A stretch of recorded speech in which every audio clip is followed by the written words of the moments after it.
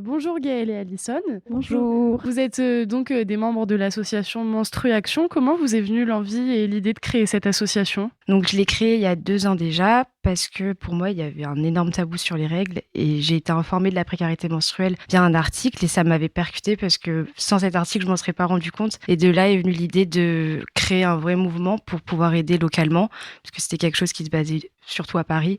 Donc comme il n'y avait pas d'initiative présente pour le moment et surtout dans le milieu étudiant, là est venue l'idée. Quelles sont les valeurs que vous défendez? C'est la solidarité, la transparence aussi, parce que pour nous, c'est important de dire ce qu'on fait. Et après, c'est l'information et le partage. Vous organisez donc une exposition baptisée Les règles du jeu qui va réunir 3 artistes ainsi qu'une muséographe. De quoi va parler cette exposition? Cette exposition va parler du tabou des règles en général, les règles du jeu. En fait, l'idée, c'est que vraiment on se réapproprie nos règles et qu'on en parle et qu'on arrête ce tabou qu'il y a autour. Il y a plein de choses qui sont absolument fausses. Et puis, on a encore cette image actuellement où quand une femme a ses règles, on la frappe le premier jour de ses règles, ce qui est aberrant et qui ne devrait pas exister. On a aussi les maladies gynécologiques comme l'endométriose, l'adénomiose, le SOPK, qui sont pas encore très bien pris en France. Et aussi, il y a l'aspect du corps, en fait, qui va être soulevé dans l'expo afin de pouvoir réfléchir sur les différentes notions des corps des personnes menstruées. On va retrouver des illustrations, des affiches sérigraphiées aussi, du paper cut, des dessins, parce qu'il y a des initiatives aussi étudiantes qui font partie de l'exposition. Et après, c'est des planches en fait faites sur une table avec des décors incrustés pour parler d'un aspect plus scientifique des menstruations. Comment faites-vous pour réussir à aborder du coup la thématique des menstruations en enlevant un petit peu tout ce tabou qui est fait autour de ça? C'est essentiellement en parlant sur des lieux publics en fait et pour amener l'idée que c'est pas quelque chose qui devrait être gênant et qui mérite aussi beaucoup d'attention parce que sans ça on se retrouve avec beaucoup d'idées préconçues comme Alison en a parlé et aussi un manque d'information énorme. Donc c'est vraiment en l'apportant sur la place publique et en alpaguant un peu en fait les personnes autour de nous pour leur faire comprendre qu'il y a un vrai intérêt à en parler et à discuter dessus. J'ai également lu qu'il y avait un atelier qui aura lieu en compagnie d'une ancienne sage-femme. Qu'est-ce qui sera abordé pendant cet atelier-là? On va présenter les différents types de protections qui existent, comment aussi les utiliser parce que on s'est rendu compte qu'à l'université, il y a un énorme tabou sur les tampons et peu de personnes en prennent parce qu'elles savent pas forcément comment les utiliser. Et il y a eu aussi tout l'aspect sur le choc toxique qui, par exemple, aussi est mal compris par beaucoup de personnes. Donc il y a cet aspect-là qui va être abordé. Aussi la prise en charge gynécologique et l'aspect des douleurs menstruelles.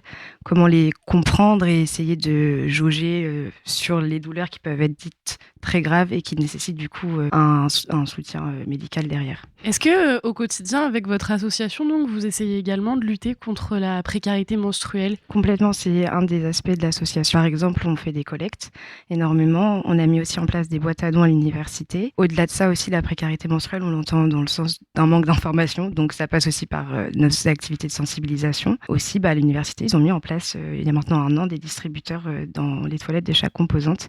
Et on vise à ce que ce soit propagé dans d'autres espaces, d'autres établissements d'études supérieures, voire des établissements scolaires type lycée, collège, ce qui serait génial. Mis à part donc l'exposition qui va avoir lieu en mars, est-ce que vous avez d'autres projets pour 2022? Alors, en fait, on agit à Rouen aussi et au Havre. Donc, pour le moment, on agit énormément via les collectes. Donc là, il y a l'exposition. Elle sera certainement itinérante aussi, donc elle sera à Rouen et à Caen. Après, on avait un projet de festival, mais qui est plus compliqué à mettre en place. Ça fait 2 ans qu'on en parle, mais bon, maintenant le Covid, ça s'est déjà calmé. Mais pour le moment, le premier pas, c'était faire cette exposition et on verra après les autres propositions qu'on a sur le long terme. Il y a aussi, avec l'exposition qui va arriver, enfin, il y a l'atelier le 11 mars, il y aura aussi une table ronde le 13 ou 16 mars. Le but, c'est de réunir des étudiants et étudiantes qui se poseraient des questions après l'exposition et du coup répondre à leurs questions tout en signalant qu'on n'est pas médecin et qu'évidemment, ça sera avec nos connaissances qu'on répondra aux questions si jamais il y en a et si c'est vraiment trop technique, on fera appel à un professionnel par la suite et recontactera la personne.